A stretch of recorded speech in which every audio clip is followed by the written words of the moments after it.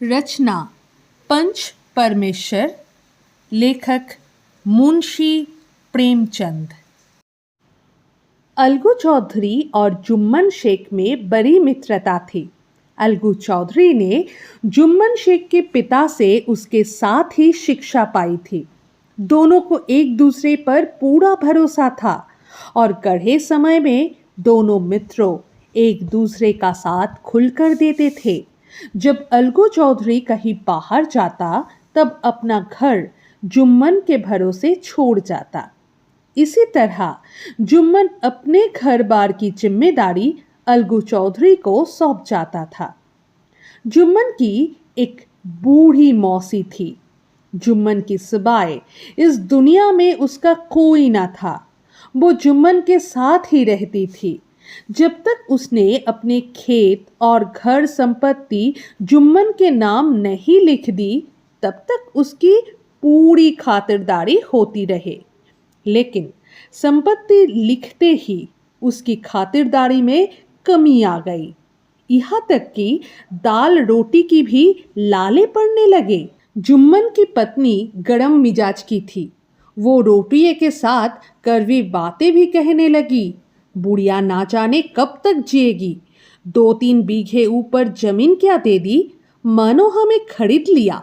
जितना रुपया इसके पेट में छौंक चुके उतने से तो अब तक गांव खरीद लेते। जुम्मन शेख भी निष्ठुर हो गया था। कुछ दिन खालाजान ने सुना और सहा, पर जब ना सहा गया तो जुम्मन से शिकायत की। जुम्मन ने उसकी ओर कुछ ध्यान ना दिया।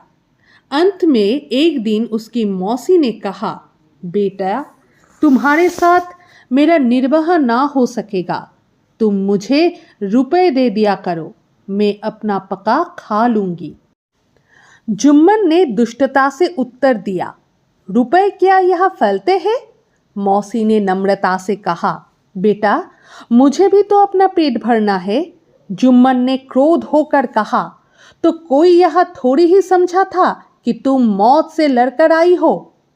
अब मौसी के पास पंचायत बुलाने की अलावा और कोई चारा ना था। मौसी ने दौड़ धूप करके पंचायत बिठाई।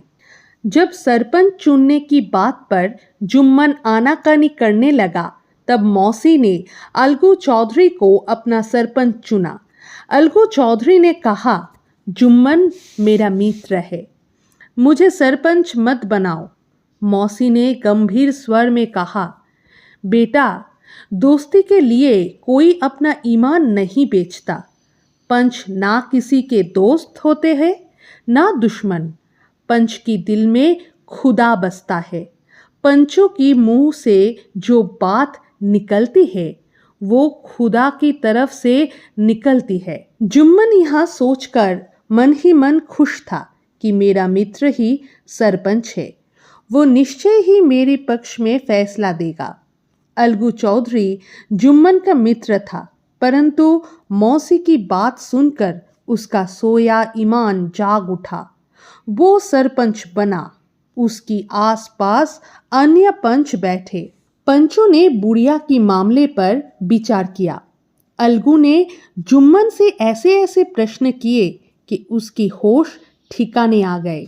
जुम्मन हैरान था कि क्या अलगू उसकी दोस्ती भूल गया जो इस मामले में ऐसे प्रश्न कर रहा है। आखिर अलगू ने फैसला सुनाया, जुम्मन शेख, पंचों ने इस मामले पर विचार किया है। हमारी राय ये है कि मौसी की खेत से इतनी कमाई होती है कि उसे मशवर खर्च दिया जा सके। यदि तुम इस बात से राजी नहीं हो तो खेतों की लिखा परी तुम्हारे नाम नहीं रहेगी। उस दिन से जुम्मन अलगू चौधरी का जानी दुश्मन बन गया। वो अलगू चौधरी से बदला लेने का मौका ढूंढता रहता। शीघ्र ही उसे ऐसा मौका मिल गया। अलगू ने बैलों की एक नई जोड़ी खरीदी थी। दोनों बैल मजबूत और कमख्त थे। पंचायत का 1 महीना भी पूरा नहीं हुआ था कि उनमें से एक बैल मर गया। जुम्मन ने दोस्तों से कहा, देखो, ये दागाबाजी का सजा है। इंसान भले ही संतोष कर जाए पर खुदा बादी को सजा देकर रहता है। अब अकेला बैल अलगू के काम का ना था, इसलिए उसने गांव की बनिए समझू साहू के हाथ उसे बेच दिया। 1 महीने में बैल का दाम चुकाने का बाधा ठहरा। समझू साहू गांव से अनाज, गुड़ आदि लदकर मंडी ले जाता और वहां से नमक, तेल आदि गांव लाता। नया और मजबूत बैल पाकर वो दिन में 3-4 चक्कर लगाने लगे। बैल से मेहनत इतनी लेता पर उसके दाने पानी का उचित प्रबंध ना करता। परिणाम ये हुआ कि कुछ ही दिनों में बैल की हड्डी पसली दिखाई देने लगी। एक दिन चौथी बारी में साहू ने दुगना बोझ लादा। दिन भर के थके जानवर की पैर ना उठते थे, पर साहू जी कौरे मार मार कर उसे दौड़ाने लगे। थोड़ी दूर जाकर बैल सुस्ताने के लिए रुकना चाहता था, लेकिन साहू जी के जल्दी पहुंचने की चिंता थी। उन्होंने कई कौड़े बड़ी निर्दयता से बैल पर बरसाए। बैल ने जी जान से जोर लगाया, पर अब शक्ति ने जवाब दे दिया। वो जमीन पर गिरा, ऐसा गिरा कि फिर उठ ना सका। वो मर चुका था। इस घटना को हुए कई महीने बीत चुके थे। अलगू जब समझू से अपने बैल का दाम मांगता, तब समझू उसे जली कटी सुनाने लगता। हार कर अलगू चौधरी को पंचायत बुलाने पड़ी। समझू को अलगू और जुम्मन के बारे का हल मालूम था, इसलिए उसने जुम्मन को सरपंच चुना। सरपंच के आसन पर बैठते ही जुम्मन का मन बदल गया। वो अलगू से अपना पुराना वैर भाव भूल गया। पंचों ने दोनों पक्षों से सवाल जवाब करने शुरू किए। अलगू चौधरी और समझू साहू ने अपनी अपनी बातें बताई। सभी पंच इस बात पर सहमत थे कि समझू साहू को बैल का मूल्य देना चाहिए, परंतु 2 पंच साहू की ओर थे।